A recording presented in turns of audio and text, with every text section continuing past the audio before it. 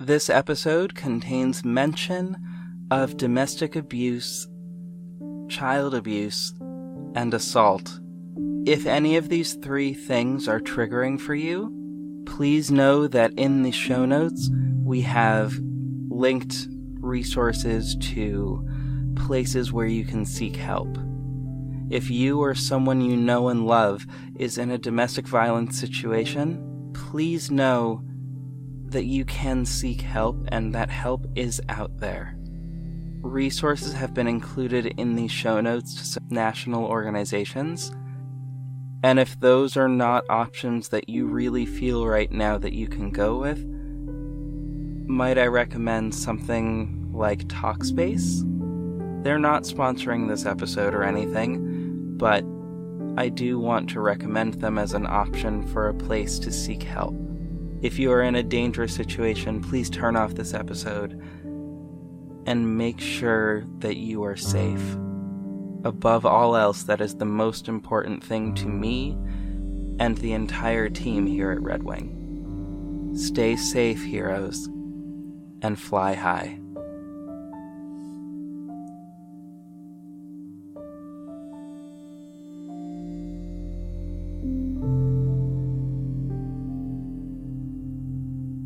My name is Jordan Redfield Wade. By day, I'm a philanthropist and private investigator, but by night, I protect the people of Newark City in a different way. My name, champ, is RedWing. As she lay dying, I promised my mother that I would fight for those who couldn't fight for themselves, and I refused to let her down. I am the defender of Newark City. I am RedWing.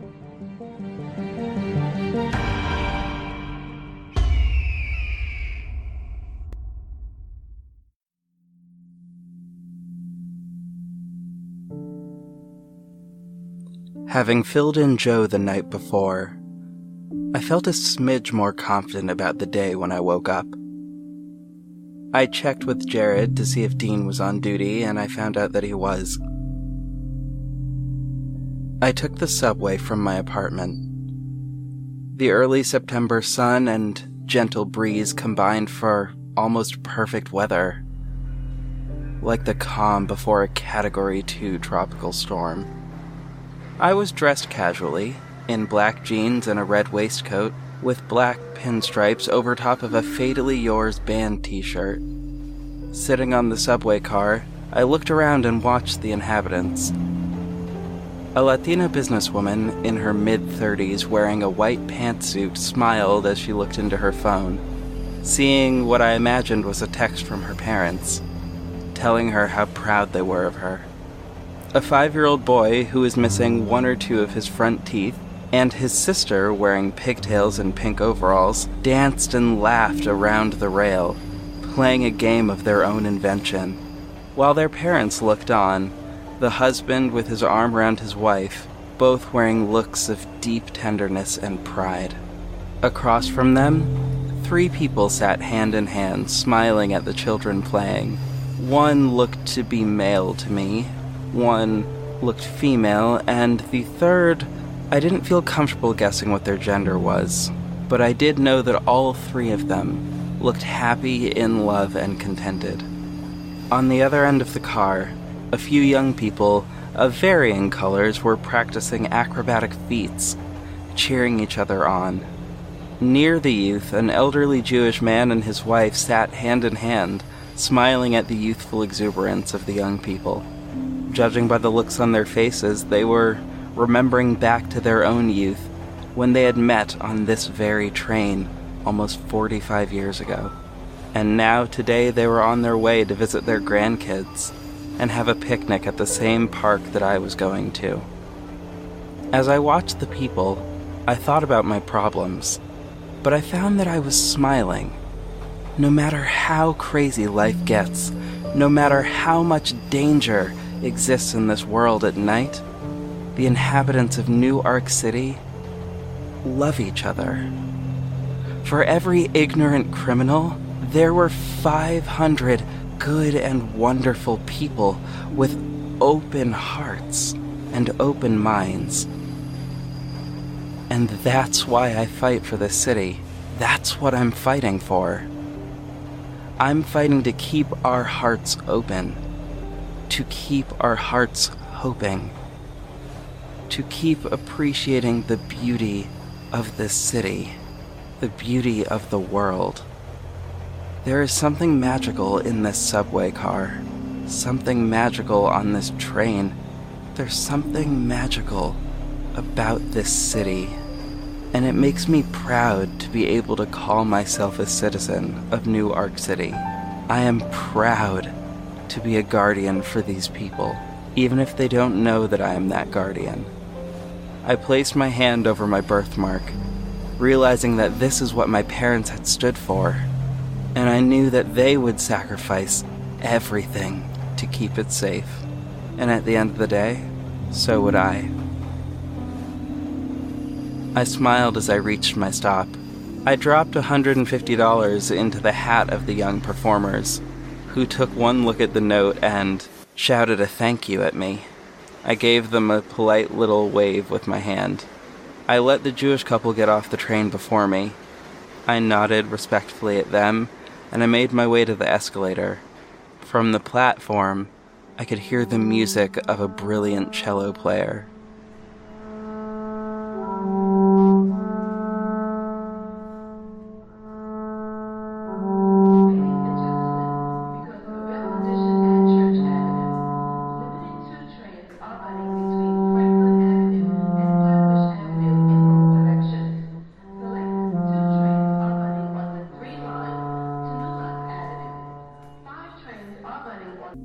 I checked my watch. It was 2:28 p.m. I walked toward the northern statue of strength and valor. That statue is made up of various legendary heroes. There was a Norse Valkyrie, an Indian chiefess, an Amazonian warrior queen, and even an Irish 16th century pirate queen. Some of the notable figures on there were the Aruban warrior goddess Oya, Queen Boudica, Hua Mulan, and Nafanua of Samoa. On the other side of the park, there was a corresponding strength and valor statue that was made up of various male figures from history.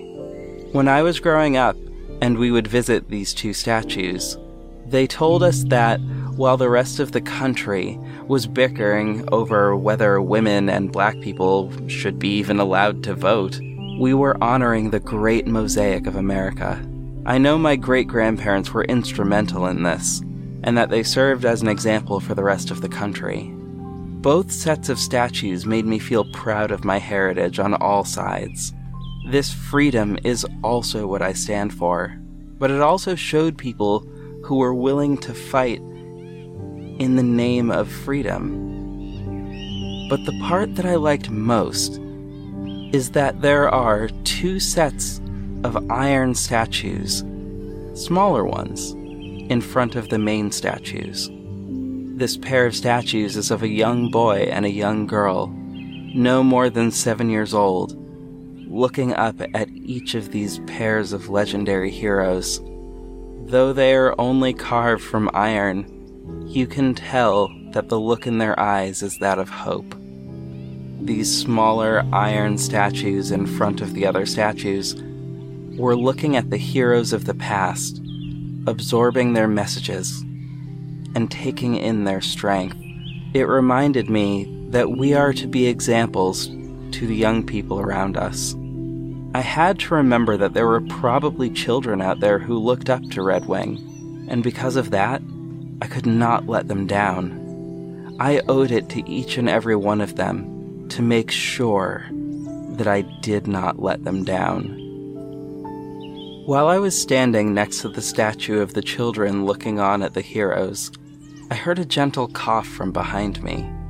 I felt my right ear prickle a little bit, so I turned around and looked. I looked in that general direction, and then looked down a little bit. I saw a little boy wearing one of those hats with a spinning fan on top of it. The little boy was probably no more than 8 years old, looking at me wide-eyed, holding an ice cream cone. The little boy just kept staring at me, but while he looked at me, He dropped the cone to the ground on accident.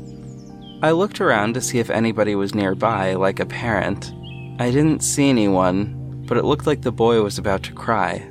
I noticed that there was an ice cream cart about 400 feet away from where we were standing. I turned to face the boy fully and knelt down to his level. "Hey there, little buddy. Everything okay?" Hi. He was starting to sniffle, doing that thing where children breathe really heavily before sobbing. "Hey, tell me, buddy, what kind of ice cream was that?" Cookies and cream. I felt my heart melt like the ice cream on the sidewalk. "Oh, wow. That's a really good flavor. Is that your favorite flavor?" Yeah, it's my bestest, most favorite ice cream. Except for bubblegum flavor. That's my super bestest, most favorite. Oh, wow. Those are both super great. I noticed myself instinctively putting on an excited voice, and the little boy seemed to be responding to that very well. "Hey, I'll tell you what. How about we go over there to that ice cream cart, and I'll get you a brand new ice cream. And I'll even teach you a special little trick to make sure your ice cream never falls over again. How's that sound? Does that sound okay?" Yeah. "Alrighty, let's go." The tears welling up in the boy's eyes seemed to vanish, and he nodded his head vigorously. The two of us walked over, and as we walked, the little boy reached up to hold my hand. I accepted it and smiled. I hadn't exactly planned on babysitting, but I supposed it wouldn't hurt to make sure that this kid had a good day, right? We got over to the cart, and I ordered 2 kid-sized scoops, one of cookies and cream, and the other of bubblegum, and I ordered them boat and hat style. The paletero winked at me and put the scoops into a little dish and added rainbow sprinkles and put a cone on top. For myself, I asked for a scoop of butter pecan ice cream and a scoop of green tea ice cream. I handed the dish to the little boy with a spoon. "See, if you eat it like this, you'll still get the cone, and there's no mess. It's really hard to drop, and best of all, they totally give you more sprinkles." The little boy clapped his hand excitedly before taking the ice cream and using the spoon to eat it. I said thank you to the paletero and handed him a $50 bill and told him to keep the change. The paletero, who looked a little like a 1930s Mexican Monopoly man with a perfect handlebar mustache, said, "Thank you, sir. Bless you." And then the boy looked back up at me. Wow, thank you, mister. "Hey, no problem, little man. You can call me Jordan. What's your name?" I'm Casey, Mr. Jordan. I've seen you on TV before. "Oh, you have? Well, it's great to meet you, Mr. Casey. How about you sit with me on this bench and eat for a little bit?" He smiled and nodded and sat next to me on the bench. "All right, so, Mr. Casey, who'd you come to the park with today?" He looked sad and confused for a second. Well, I came here with my big sister. She got me the ice cream and told me to sit by the statue until she got back. Ah, I see. And what's your sister's name? Her name is Renata, but everyone calls her Rena. Except for me. I call her Big Sis. Well, that's a great name for her, I think. Do you know where she went? The boy visibly flinched, and my heart lurched. He looked like if I asked him any more about this, he might cry, but he still answered.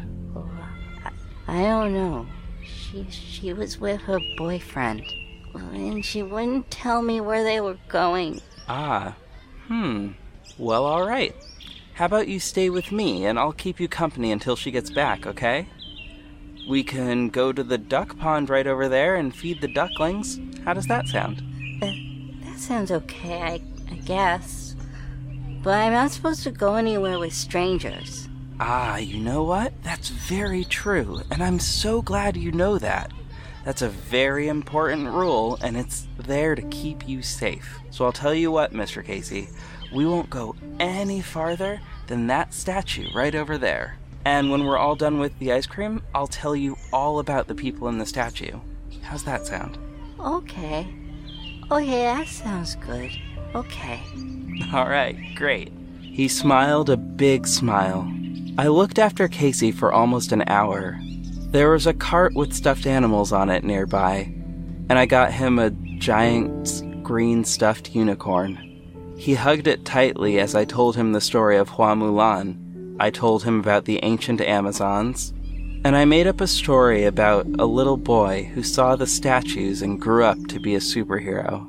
He laughed and laughed when I would act out a part of the story. I was singing one of my favorite Disney songs to him when his sister Renata showed up, a burly-looking older guy walking just behind her. My detective's eye saw everything in that exact moment. I saw that this was a 17-year-old girl. I saw the makeup on her eye, the hand marks on her arm, the bruise that was only barely hidden by her shirt, which also looked as though it hadn't been washed for about 10 days. I saw a look in his eyes that seemed to be a look of sheer annoyance that he even had to be there, and I could smell the tobacco and booze that were wafting off of him. On sight of that guy, Casey hugged my leg, practically hiding behind me. The poor thing was terrified. Big sis. Ren went up to Casey and gave him a big hug. I told you, leave the brat at home. He's bad for business. He's been an absolute delight. Sure, but... Stop what? What, am I gonna make a scene? Am I embarrassing you? What, in front of this faggot? Well, I don't give a fuck if you're embarrassed. That was all I needed to take the proper steps. I'd turned on my phone in my hand and had surreptitiously been taking photos of Ren's bruises, and now I started recording Kevin's drunken tirade. I stepped in front of Ren and Casey. Hey buddy, I'm gonna have to ask you to chill out and watch your mouth in front of Casey. This is a public park. Hey buddy, I'm gonna have to ask you to mind your own fucking business. Ren, get the brat and come on before I knock this motherfucker out. As he got up in my face, I could smell that he had a fondness for cheap whiskey. Disgusting. No. Stay put, Miss Renata. Sir, you are drunk in public and you are disturbing the peace. I'm only gonna ask you one more time to calm down and walk away. What the fuck is your problem, man? Who the fuck are you even? Renata, please take Casey somewhere other than here while I have a conversation with this gentleman. I tried to keep my voice level and calm. Renata obliged my command. I waited until Ren and Casey had turned the corner before lowering my voice so only Kevin could hear me. Want to know what my problem is, jackass? My problem is with abusive, drunk perverts like you who prey on children. AKA, my problem is you dumbass. You don't know shit, motherfucker. She a druggie and a cheap hoe. I contemplated slapping him, but I decided to wait a few seconds for that. And what does that make you, huh? Her pimp?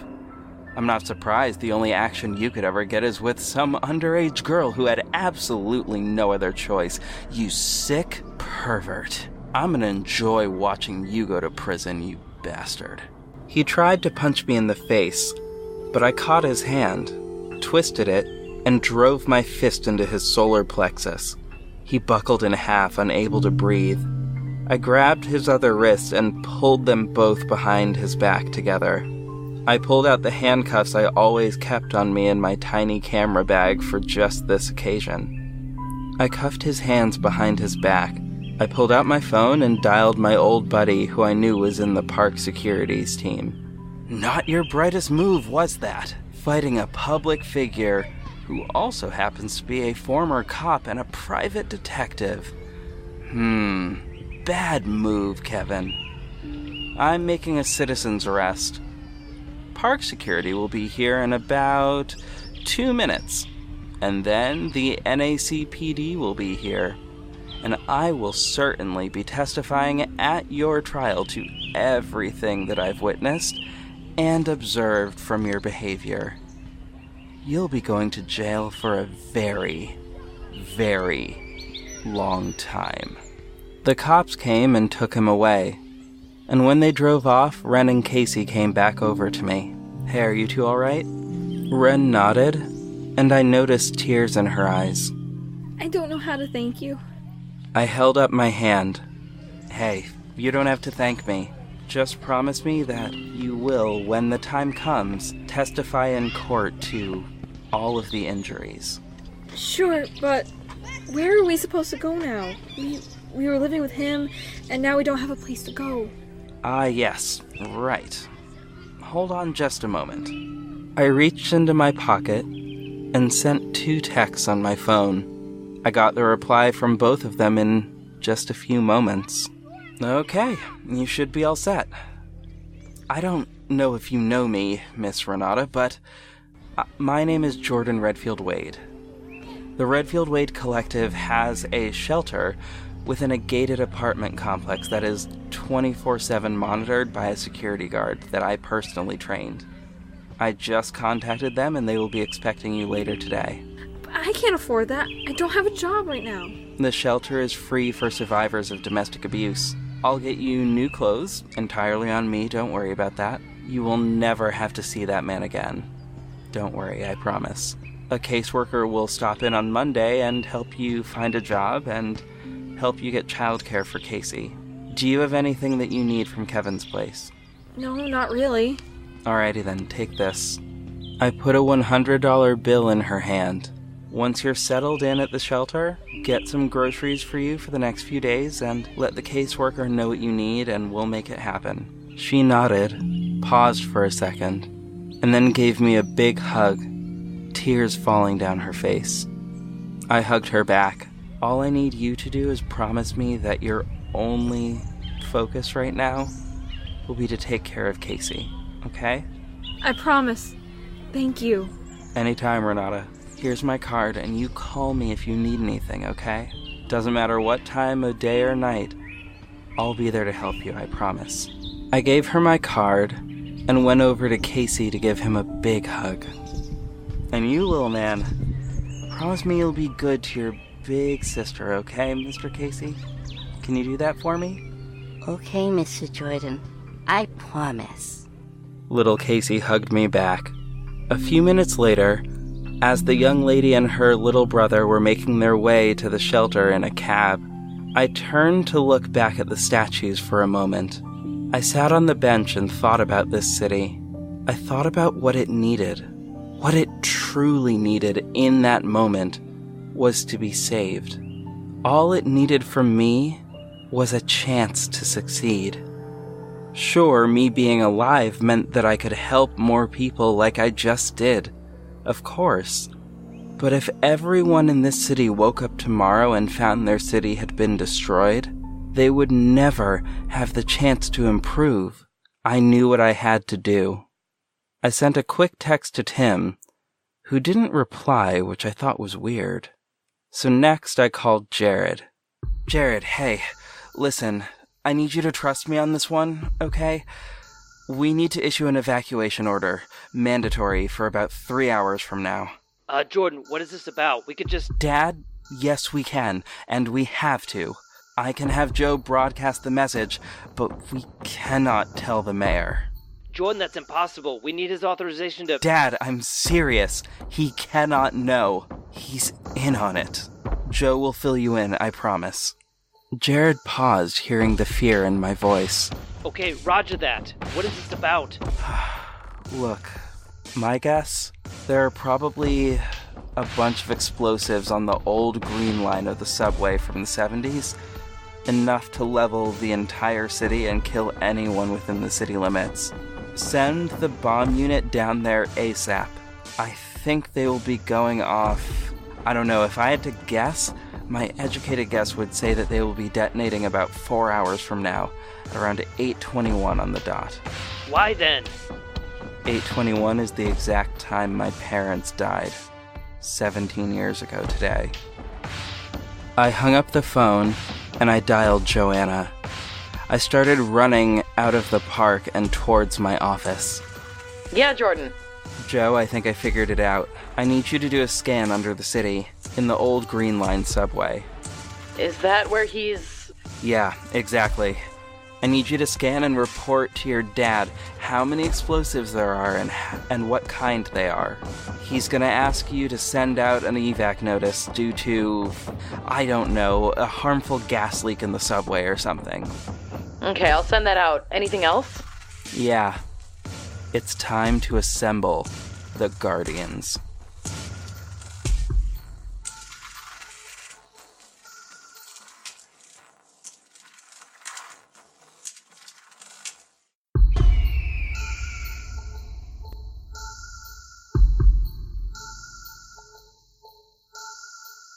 Thank you for listening to RedWing, the audio drama podcast.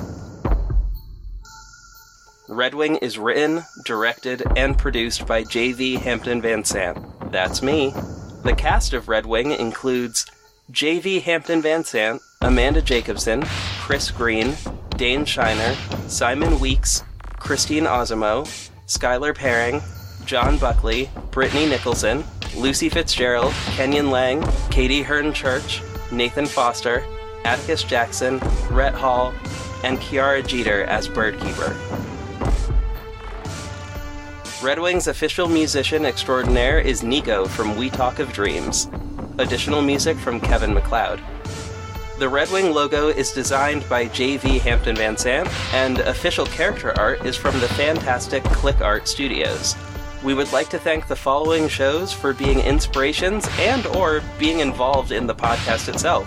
Wine and Crime, Crime and Color, Queen's Podcast, Brain Trust Brothers Podcast, Gravity Beard, the No Sleep Podcast, Conjuria, The Cryptid Keeper, Deliberations, Getting Off Podcast, Spirits Podcast, the entire family at Blazing Caribou Studios, and everyone in the #AudioDramaSunday family.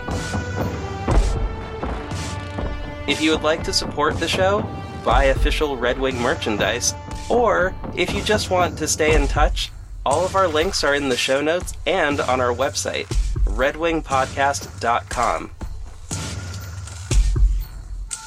Be well, stay safe, and fly high, heroes.